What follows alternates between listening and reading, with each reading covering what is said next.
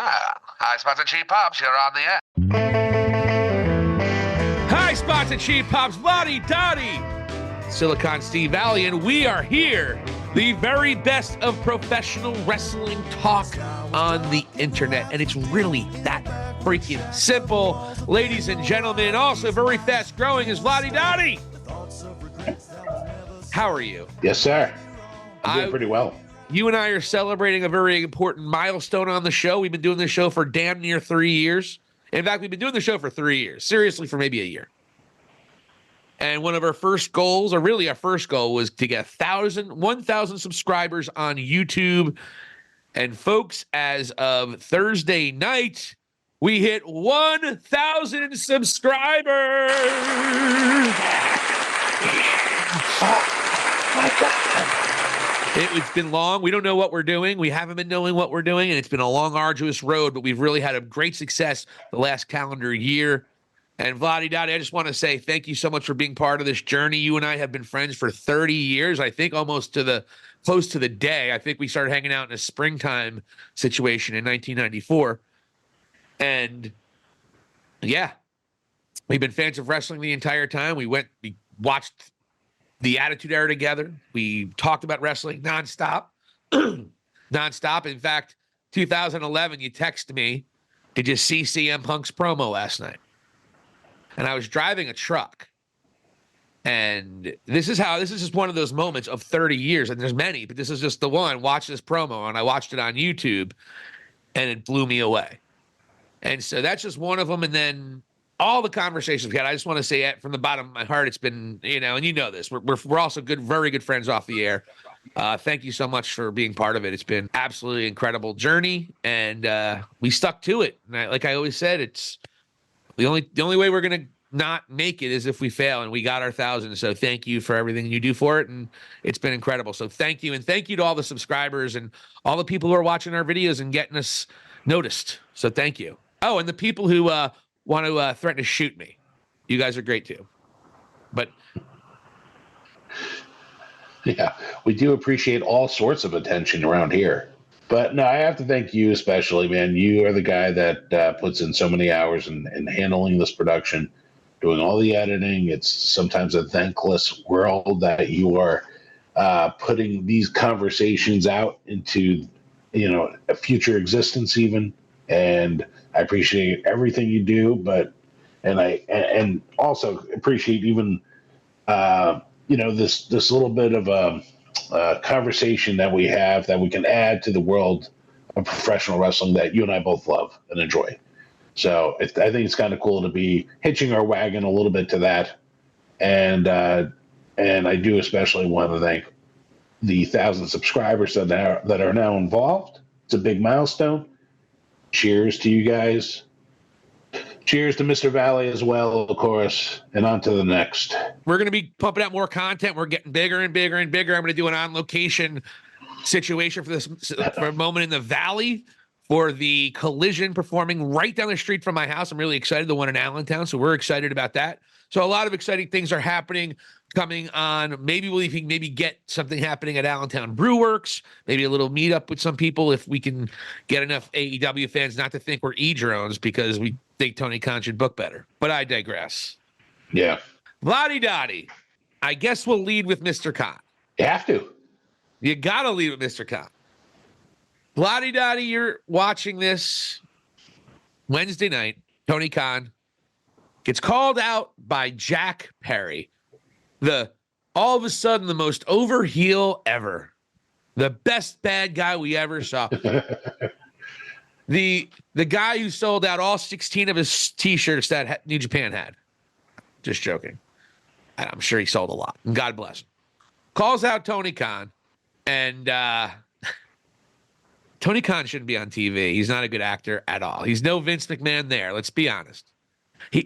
He's not even Stephanie McMahon when Stephanie first started. And she was terrible when she first started. And but anywho, he gets attacked by Jack Perry. The rest of the Elite come out, and they almost V-triggered him. And I thought that was going to be wild. Okada, no. And then they give, I guess they call it a TK driver, but it's like a Meltzer driver from the top rope. And TK gets Meltzer driver, TK drove into the mat, and the next day shows up at the NFL draft, totally crushing the kayfabe, wearing a huge neck brace a la Bobby Heenan after Ken Patera took a belt to his neck and snapped it. All right? Maybe you remember. It's also a bit reminiscent of Mr. Andy Kaufman. Probably more so. Probably more so just because Kaufman didn't sell the neck either when he was on Letterman. Which was a big deal on the Pat McAfee show. That's a whole. We'll get into that later. I want to make a little comment on Pat McAfee and his group of clowns, but I won't go there right now. By the way, I'm working on my Pat McAfee. I think we're gonna have a Pat McAfee portion of the moment in the valley here. Maybe he'll pop on here every once in a blue. It's if Pat McAfee gained a lot of weight, but that's another whole other deal.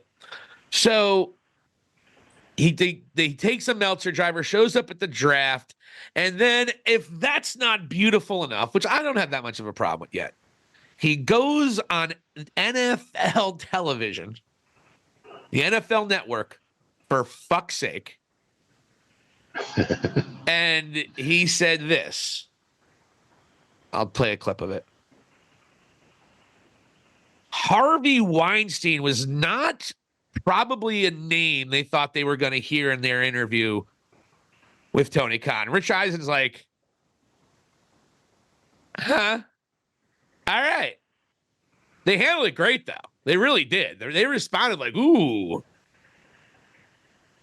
They were like looking kind of to end the interview pretty quickly after that. You can't call a major company. Oh, Jesus. Yeah. It wasn't the best look for Mr. Khan. No. But to be honest, Nick Khan later, I think yesterday was announced, maybe later that night, Nick Khan was reportedly by all the news outlets that he filed to sell every single stock he has of TKO, which is really weird being the president of the company. So there might be something a brewing that TK was referencing, but I don't know. But either way, TK. They're definitely linked. 100%. But I'm just surprised TK. Look, I'm going to let you respond, but first, at the end of the day here with Tony Khan, he basically, at this point in time, basically say that WWE is the sexual predator of professional wrestling. Wow. Your response, I can just imagine after the footage a couple weeks ago and after all the negativity that we've been seeing to this, I can just imagine, Vladdy Dottie, what you were thinking when you heard that quote from Mr. Tony Khan. Which was a weird comparison because he initially compared AEW to Pepsi of all things. Which is a shitty cola. Pepsi is the worst. Unless they're going to help us get monetized. Yeah, of course. And that, or, maybe you're still like a little hung up on a guy who has a Pepsi tattoo on his shoulder. But I know that he loves it was a Freudian slip. Yeah, Freudian slip by Tony Khan there. So he compares him to Harvey Weinstein. And as you mentioned, you had Vince was selling his stocks left and right. And who else is selling them of all people is none other than Nick Khan himself, the president of WWE here. And I was doing a little bit more reading on this. I still got to go and find some more articles about it. But I can say on a surface level, Nick Khan, there's another tie to him and Weinstein. And it was when he was a talent agent for CAA. Oh, shit. I didn't know this.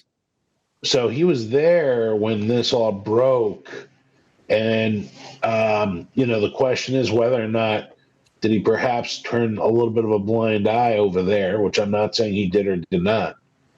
but I'm trying to understand what's going on currently here because you had Vince selling, you had Nick Khan selling. Vince is, of all things, too. Now, keep in mind, with Nick Khan, he left CAA, came to WWE around 2020. He leaves the Weinstein thing, and then he's thrown into the lap of the Vince thing. It's just crazy. So, and again, all this is just speculative, but I don't know what's going on there. And then beyond that, and the other thing is too is I sent you an article, and I don't know what happened within the court proceedings for Weinstein, but basically they found him not guilty on something the same day that Tony Khan makes the reference on NFL. Yeah. Now, what I can say is this, right? If I was Tony Khan's public relations director or whatever, and he tried to like swing this past me for some reason, I would have been like, Tony, there's no way you should be making this reference at this moment.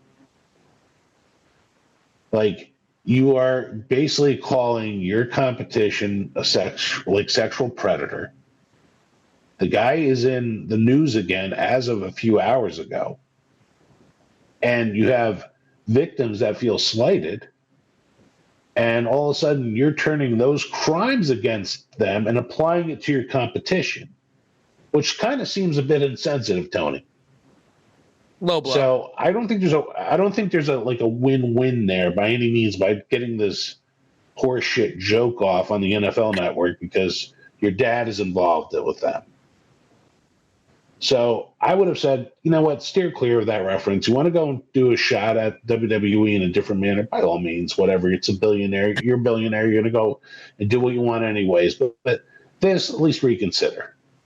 That's what I would have said to him. Well, I don't think anyone wrote that for him. This is something that he came up with on his own. And he might have even said it. He's probably joking around with the Young Bucks and everybody there. And it's like, we're the bad guys. But then Vince McMahon's a sexual predator, and he was the one running everything for how long? And they covered it up. But you know what? I think his reference was referencing Nick Khan just as much as Vince McMahon. Which is still crazy. But where there's smoke, there's fire. Why would Nick Khan sell all of his shares? And again, I wish we had like some sort of legal representation that we could ask this question because I know, right? So Vince is like selling like crazy. Nick's selling like crazy. Is this involving like, hey, they know that they're going to lose this court case, or is this a situation where they feel like they might have to like sell out to a certain extent? We have breaking news here. I don't know if you saw your Facebook Messenger. Nope. Breaking news here.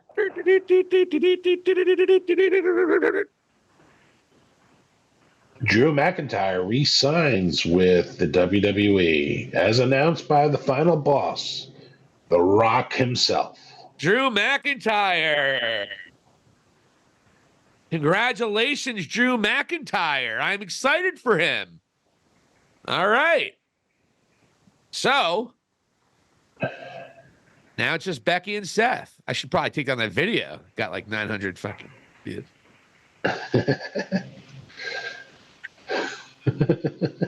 Proven wrong. Sorry. Well, no, I think both of us thought that Drew. Well, let's talk about it real quick. I think both of us thought Drew McIntyre was the most logical one to re-sign. He's not the one with a child. And he is right now on an upward trajectory of something that he's never done in his career. So Drew McIntyre made the most sense. Now we got to wait for Seth and Becky. Seth might have to extend his contract because he's still hurt, and they might keep him under contract until he can come back and fulfill whatever his duties were possible. But I think we both think all of them will be signed. I think Becky will be signed. I think Seth will be signed, unless if Becky goes to free agency, she's going to get a really attractive package from Tony Khan. I mean, damn, like I said in our last show, you're giving Mercedes Moné a couple $1 million a year. What the hell Becky's going to get? She can cut a promo. She's actually one of them. She'll step in and cut better promos than anybody except for maybe who AEW needs desperately. But then again, their women's division is doing fairly well at this. I like their women's division a lot better than I have in a long time. But nothing to do with what we're talking about. Drew McIntyre, he's there. Yep. So we're gonna get our CM Punk Drew McIntyre battle. Yeah, so you'll see the message I sent you from his Instagram. Rock gifted him with a Claymore as well, made the big announcement himself, as only a final boss could. He kicked him? No, he did not kick him. He rewarded him with an actual sword, unlike, or sort of like somebody else.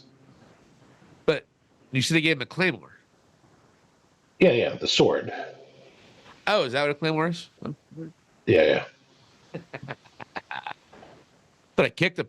But I ran and kicked No, him. he didn't give him his own finisher upon signing with him. He was kept it professional and gifted him with a gift. That's Still great comes news. Steve Valley. You know better than this. You got to keep kayfabe, babe. That's great news, though, for WWE, and it's great news for Drew McIntyre because the trajectory he's on in that company, especially what he's going to do with CM Punk, and we're just getting started with that feud. It's going to be incredible. So I'm really happy about that. I honestly want all three of them to sign in WWE. I mean, they gave Becky the title for a reason. So. Oh, definitely. Yeah, the writing's on the wall. Three of them are staying. Let's be honest. I'd be shocked if it was otherwise, especially because they built WWE. They really helped make WWE become what it has become. So that's why I was always. It's just that. Again, I just remember having my child with a separated other parent.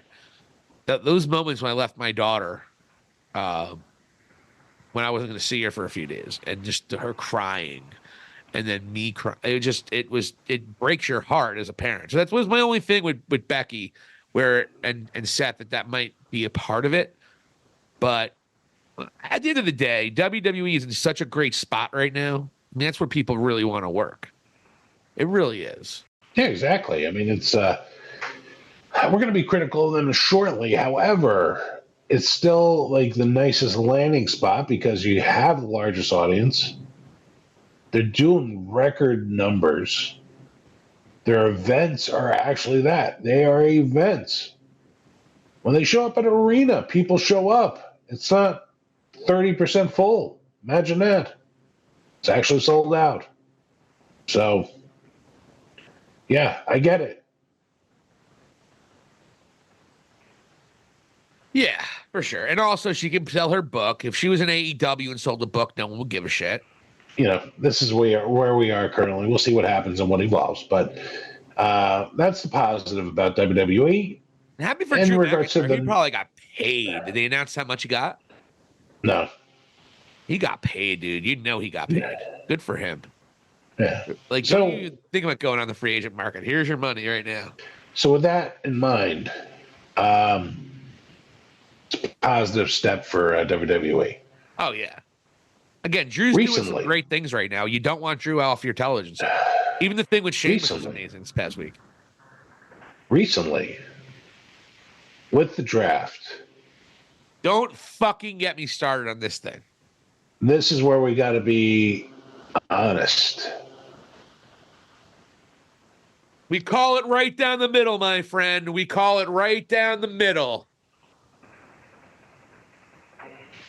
And it took a few attempts to bring us to this portion of the show where we have to be honest, as we've been very optimistic about WWE. And we even understood from WrestleMania until Backlash and with the draft, there's a little bit of a lull. We gave them the mulligan on the lull, right? We did. And what happens with the draft that started last night on SmackDown? It was a colossal waste of my time and my everything. Only one main roster guy, two if you count Braun Breaker because he signed a SmackDown contract like 3 months ago and he got drafted over to Raw, or 2 months ago. I think it was 2 months ago. He got drafted over to Raw, but he wasn't really a major player on SmackDown. He was really an NXT call-up. Only Nia Jax out of 16 draft picks, and that includes 3 factions. I think 2 or 3 factions. 2 factions are all on the same exact brand. Every one of them. Are you kidding me, Vladdy? LA No. Knight, everyone. Here's a list of it. There you see all of them except for Nia Jax is on a different brand. This is a joke. Why even have a draft? And then there's an idea. Well, you have Carmelo Hayes and you have Liv Morgan. You have some guys that, well, there was only a certain batch of superstars tonight. There's another batch on Monday night because that's how drafts go. Right. And literally the idea is, well, we wanted Monday night to feel special. Is this draft a big ratings grab for you? So you're gonna overbook how you draft it? You want to play it out like it's real, where you have Bubba Ray Dudley in a fucking war room. What's he gonna do except put himself over, right? I probably could have been a world champion here if you booked me right. But anyway, you have fucking war rooms set up like this is a serious thing. This was a bigger joke than Tony Khan wearing the neck brace. It really was. You have all this bells and whistles, and they almost made this like it was the biggest part of the biggest draft ever. You had this vibe about it, and you're thinking there's going to be some shakeups, and nothing. And the episode itself was more than lackluster. I know we had a great finish with RKO. I think they're going to call Randy Orton and Kevin Owens RKO. That would be perfect, right? Perfect. R Kevin Owens, RK Owens. You're going to have to call Randy Kevin Owens. I'm sure WWE Creative could come up with a really cool name out of it. But either way, the WWE in general has been really a low lately. And then you have this draft you're making a big deal of, and it's been a complete fucking nothing burger. LA Knight still there. First of all, the champions are all still there too. So you're already getting all of the same pieces in place. So it's not like you can swap champions and that's the way it is. No, they're all in place. So you have about what? How many? What? 6 guys over here. 6 guys if you're including women over here. 6 if you're including women over there. Let's see. 1, 2, 3, 4, 5, 6. 7. I'm sorry. 1, 2, 3, 4, 5, 6. Yeah, 7 because you have 1 women's, 1, 2 type. Yeah, so you have 2 women's We have 3 women's championships with the tag team. They only have 1 women's tag team titles, don't they? For the record, your math is infuriating me. It's killing me too. I'm usually good at math. Holy shit. They have 5 or 7, depending on where you want to put the women's tag team titles, where they're at. You have between 5 and 7 superstars already pre-drafted. Then you have everyone else you drafted staying exactly on the same page. And you have a bunch of people. I didn't even heard of a couple of them. I mean, I heard of them because they're from NXT, but it's like they got it before all these other people. Like I would name Gunther or McIntyre, Punk, what have you. Damage Control and all of these people. But I guess they weren't it wasn't in Friday night's pool. Oh no, they're in Monday night's pool. Like this draft is a waste of fucking time. Like it's real. It's not real. Right. First of all, we know it's a work, and you're pretending like we should be excited about this. It's not exciting. And then you make it more convoluted by saying this pool of people here, this pool of people there, and you take the biggest stars, you take half your stars. I'm sorry, you're taking 2/3 of your stars out of play on each draft night. Like, I get you want to pop the rating for Monday and you want Raw to have just as good as a chance as those crazy draft picks, but that's not how drafts work, okay? It's not. If you want it to be real and you're going to have a fucking war room, make it make sense. I felt like either Vince McMahon or Tony Khan booked this draft. That's how pathetic and terrible it was.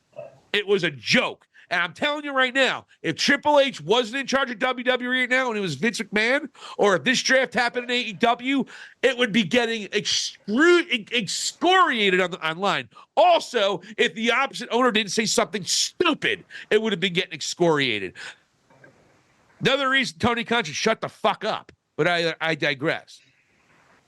Terrible job on the draft, terrible waste of time, and can we get to some decent storylines now, for fuck's sake. I guess I'm glad RKO is going to battle with the Bloodline because we haven't seen either one of them battle with the Bloodline at all the last 2 years. So great. Fuck WWE. Sorry. You're off WWE's train already. I'm a fickle fuck. Very fickle. Fickle. What about Cody Rhodes? What do you think about him? Are you done with him as well? Should he finish his story? It's interesting. Well, whatever. It doesn't about Cody Rhodes. He's going to start getting booed out of the goddamn building in the next 6 months. Especially if he keeps on having segments like he did with AJ Styles. What do you mean I'm disingenuous? Pandering, fuck. Holy cow. People love him. God bless him. I love Cody. I love what he did for the company, but he does have a way about him where people are going to turn. They already started, by the way. You heard a lot of boo birds a couple different times when The Rock was there. It's not going to get better. Anytime there's a cool heel with Cody, he's in trouble. Yeah. I appreciate Cody. I really do. But I won't always root for him. And honestly, if there is a cooler heel, I'll be on the heel side. 100%. You know what? I'm going to name some guys. Let's get go through this, Lottie. All right. I'm going to name some guys. You tell me if you're rooting for them or Cody. Ready? Okay. All right. Drew McIntyre. 100% McIntyre. CM Punk. Oh, Punk for sure. Yeah, it's a dumb question, right? Seth Rollins. Oh, Rollins for sure. Whoa. Roman Reigns comes back. Ooh, Roman. LA Knight. Oh, LA Knight, definitely. It's Gunther. Yeah, Gunther for sure. I think we're on the fuck Cody Rhodes part. The show. I got one for you that I think you're gonna pick Cody Rhodes. Sami Zayn. It's a close one. Cody. I'll go Cody. Really? Kevin Owens. Yeah. Kevin Owens. Randy Orton. Oh, Orton, 100%. Finally, I think so far only Sami Zayn out of the top guys in WWE. The Rock. You know what? I'd probably go The Rock. You're definitely gonna go The Rock. I'm gonna go The Rock too. Who wouldn't go The Rock? I'm going to Vinyl Boss. All right, the last one I know is gonna, and I have to include him because Jey Uso. Cody. There you go. So Cody is like 2-20 out of that. We got to check it out. But here's a nice graphic of everyone that. And you know what? Since you mentioned him, is Jey Uso the guy or no? No, he's not. He's not even the best twin. Jimmy Uso is the dude, man. I'm telling you. My guy's been Jimmy since day one. WrestleMania didn't change anything about that. It didn't help their match was received as bad as good as Marge Schott's reading of Mein Kampf. Jey Uso is literally playing second fiddle in utero. Is he? I don't know. Most people like Jey. Even he has a whole crowd doing that stupid shit. It's going to get old. It's not yet. Until it does, it does. I mean, he's got a world championship match again. Only, I think, the second or third time on pay-per-view he has. But the other two were with Roman. And you felt like with Roman, it was just because he was his cousin anyway. Like, he didn't build up to that main event. Nepotism. I don't like him as a singles guy. I'm sorry. I don't. Don't like him at all, singles guy. Super kick. Well, that's part of it, but I just don't love him as a singles guy. I don't think he's dynamic. I don't like his look. I don't think he's got signature. Like, what's his signature move? He does a spear and a splash. What's his signature move? He uses his uncle's finisher and his cousin's finisher. What do you want me to do? Like, what do you do with that? They just did a super kicking each other. It was like finisher after finisher after finisher. And getting to this point, Jay was one of the first people drafted, correct? He was second overall, which is a fucking joke. Exactly, man. It makes me sick to my. It's stupid. It's just obnoxious. I'm sorry, it is. The draft was a disaster. It was an unmitigated disaster. It made me, again, I don't like being treated like I'm stupid. I don't Yeah, know. exactly. It was a waste of time. Again, Tony Khan or Vince McMahon could have done much better with this. That's how bad it was. And Triple H, we expect more from you.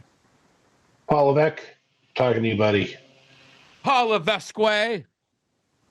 We need to be on the same side here. You got to go and bring something to the table with this draft. You can't just be like, oh, okay, pretty much 99% of our roster is staying on the same two shows. So what was the point of having a draft? I don't know. Someone's got to turn heel, though. They need a big-time heel. They need one more big heel now that Roman's not around. Like, who's your big heels? Damian Priest. I'm sorry. Okay, really? I guess he's about to leave. The Judgment Day is done because Dominic and Rey are both hurt. Yeah. Gunther. Who else? But he's not a scumbag heel. There's a air of respect he has. Kind of similar to Jamaican. He has some honor. I would consider LA Knight, man. I think LA Knight needs to turn heel.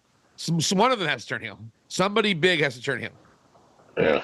I don't think you do Orton because I think he's so beloved because he's been there so long. Yeah, exactly. Kevin's not a big enough heel to do it. He's been a heel recently before. I think LA Knight's the guy that's got to be a heel. That's the one that moves the needle. And he's the one that goes after Cody. He should. I mean, LA Knight is a heel and Cody. Wow. And that'll divide the crowd. That's where you have the magic. But you have to make the guy heel. Exactly the guy I thought so. You got to turn LA Knight heel and have him feud with Cody, and that's where we go. Maybe he gets involved with this AJ Styles match. Yeah, and then he could help Cody win, or he can get involved, and Cody would have a problem with it because they're showing AJ and Cody are showing each other respect, and LA Knight gets involved, and then Cody has a problem with LA Knight, and then why do you turn him heel? Because Cody has what he wants. That, and also he's so popular, but it's kind of moved slower.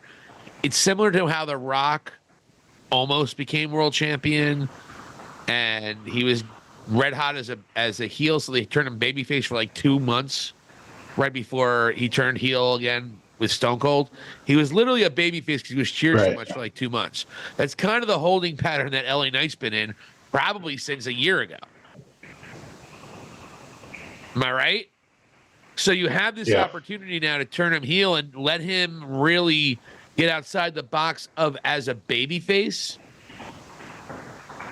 And this could be something really great. I think you can make LA Knight a top heel in your company. He could be the top heel on SmackDown, especially with Roman not being there, because I don't think Solo's the guy. I don't think the bloodline runs this shit anymore. Then you have RKO. Yeah, I mean, then, you could see them bringing in Jacob Fatu, and then the three of them going against Team RKO. Randy Orton's middle name is Keith, by the way, not Kevin. Doesn't matter. No. And then, I don't know, man. I mean, they do need a heel to, like, come at Cody, basically. Yeah, like, I can't really think of anybody else. Solo's not ready to do what Roman did. No. I like Solo, but he's not. I don't like him like that. Yeah, he's ready to play. He's ready to, like, mess with his cousins. That's about it. Bully Heyman. Carter, he's definitely still in my team. He's doing what he can, but I mean, again, I'll say this 100 times. In terms of just charisma, Tama Tonga is the guy out of that group right now. Not counting Paul Heyman, of course. But Tama Tonga has a lot of really, and once they trust him and let him go, Tama Tonga could be a big star. I mean, he was a big star in New Japan. Yeah. You know, he really was. But I think they need something really big to happen. WWE right now is really stagnant. It's getting, I mean, again, with all the negativity that mostly self-inflicted by AEW, we're not talking about it. But if this was a Vince McMahon time right now, we would be killing it. We did. Yeah. Go back 3 years ago. We killed WWE for something for the kind of programming they've been putting on there. Yeah. There's been some good stuff too. I mean, obviously the Alpha Academy is laying some groundwork for what they're doing in terms of heel work. I would assume the real hot blonde finally will turn on Otis eventually and go with Gable, even though he's married, which made it part of his story when he was being Apollo Creed. But It's gonna be Gable, the Creed brothers. smart. That's the way to do it. Get rid of Tozawa. Oh, yeah, how are you going to make Tozawa? They're gonna turn on them. I think the lady turns on Homeboy too. I would assume, right? Doesn't matter. What are you going to do with Honestly. her as a babyface in that situation? You got to keep Maxine Dupree as a heel. You got to turn her heel with Gable. I mean, honestly, Gable's almost like the second coming of Kurt Angle in some ways with what he's doing here. We'll see what happens. And I don't know how she adds anything to him and those two brothers. And it seems like you're sort of going down memory lane and providing you something Kurt Angle-ish at the very least here with Gable and the Creeds. Like the greatest tag team ever, or whatever the hell they were called. What was the dumb, stupid name of that? The greatest tag team in the world? Was that their fucking literal names are? That's called the greatest tag team in the world. Smart, Vince. That's a real good idea, Vince. I think it's a good idea, boss. I know. I'm brilliant. Get more for 15 more years of this. Well, I think it's a great idea, Vince. Oh my God, you're so great, Vince. Can I get his right testicle this time, Bruce? Well, all right, but I get his shaft. Every board meeting for 15 years between 2015 and 2019. 2005 and 2019. That was actual recordings from them? Yeah, absolutely.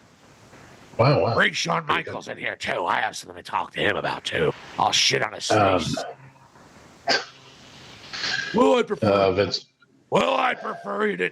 It's weird. It's hard to do Shawn Michaels and then Vince McMahon because they sound so similar in terms of when you do them. Because I'm the Heartbreak Kid, Shawn Michaels, and I do what I want, when I want, and give her a shit on her face. Like, you kind of could go right into Shawn Michaels and Vince McMahon so easily. I mean, yeah. I guess I see what you're saying there. But just every time Vince appears on the show now, he's shitting on somebody. It's hard one to live down, Vince. It really is. It's my go-to now when I do my Vince impersonation. Ah, shit on her face. Kiss My Ass Club was just the beginning, pal. Start imitating life. It really is. You could kiss my ass, pal. And when you're done kissing my ass, I'm gonna shit on your wife's face while John Laurinaitis bangs. What the fuck, man? So I don't know how you want to put a bow on this one. But be my guest. La-di-da-di, we had 1,000 subscribers. We have now 1,050. And this is just the beginning. We're going on our way to 10,000 subscribers. We're on our way to 20,000 subscribers, 100,000 subscribers, 1 million subscribers. That's where we are going. I know at the million, that's going to be a lot. But I think 20,000 is in our ballpark. We'll see where we go. And I've had a great time with you. And this was an off-the-rails episode. This is one of the weirder episodes we've ever had. Yeah, man. Probably because of the ending. Me just repeating Vince McMahon.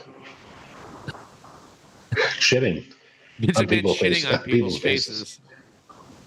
I'm going to shit on her face. There's more to me. I'm not one-dimensional. Oh, yeah, Janelle Smith. Why do you make me a shit monster, Mr. Valley? There's more to me. Remember WrestleMania? Without me, it was nothing. He's right. You remember me? Do you remember the WWE restaurant in Times Square? That was all me. It was a big success right after we turned public. I went there. I had a burger there prior to the Royal Rumble in 2002. Was it a good burger? I don't remember. I don't think the food was very good. No, the food wasn't good. But Taz did beat Kurt Angle and give Kurt Angle his first loss in WWE that day. And I think The Rock won the Royal Rumble. Did anybody break their necks that day? I'm sure Foley did. I forgot Usually I that's was what there happens and when nobody you got seriously hurt. So I have Oh, that's good. That's a plus. I have a track record. Their insurance rates go through the roof when you appear. I've actually Triple H. No, that was later. Triple H hurt himself. So never mind. No, everyone was good at the Royal Rumble that year. That's good. It was Taz had come out, and it was Taz's debut. If you remember, I don't know if you remember that pay-per-view. Yeah, I remember that. Yep. Yeah, that was a really fun pay-per-view. That was fun to be there. That was when there was no Austin, but WWE was still really cooking with grease in terms of The Rock. Yeah. And, first time a heel went over at WrestleMania to close the show, by the way, Vladi, in 2000. What year was that? 2000. 2000. Wow. First time a heel was the last person to go over the entire history of WWE. Wow. And you were there. Let's go through it, Vladi. First year, you had Mr. T and Hogan. Then you had Hogan. Then you had Hogan. Then you had Savage with Hogan's help. Then you had Hogan. Then you had Ultimate Warrior beat Hogan. And then Hogan. And then Hogan. And then you had Yokozuna beat Bret Hart, but then you had Hogan. Oh, you're kidding. Then you had Bret Hart. Then you had Lawrence Taylor, who was obviously the biggest babyface ever. And then you had Shawn Michaels. Then you had The Undertaker. And then you had Stone Cold. Then you had Stone Cold. And then you could have had your first black champion. You could have had the babyface win still, but no, Triple H won. And I'm the bad guy. Back my daughter. What do you want me to do? Giving her all real nasty. Give her. Hey, Paul, come here. Never mind. I was going to ask Paul Levesque as Vince if he ever did something to his daughter. See, I'm glad you retrieved yourself on that. Well, I only used the joke of him shitting on someone about 15 times already. What's different? You're beating the same dead, shitty horse. So much dead shit all over this horse. Disgusting. There's Silicon Valley with his dick just beating out. By the way, you can check out my reporting of the breaking news of Vince McMahon's text messages to Janelle Grant on our Facebook page. It's a good time. Well, Vladi, the editing, I can't even imagine how terrible this is going to be tomorrow for me. I'm not going to lie. It's going to be like a train wreck. I'm going to want to shoot myself right in the eye. But I'm going to do it because I'm a champion of life. And we're going to continue to move this show forward. And we're up on views on Spotify, too. Everything's working in the high spots and cheap pops way. Vladi Dottie, we want to thank you. Thank all of our subscribers on YouTube, all the people who are following us on Facebook, everybody who is downloading us everywhere you get your podcast, whether it be Apple or Spotify or Vince McMahon, just dropping a download right on you. Either way, we want to thank every single one of you. For Vladi Dottie, this is Silicon Sea Valley. Thank you for watching High Spots and Cheap Pops here in the Listen.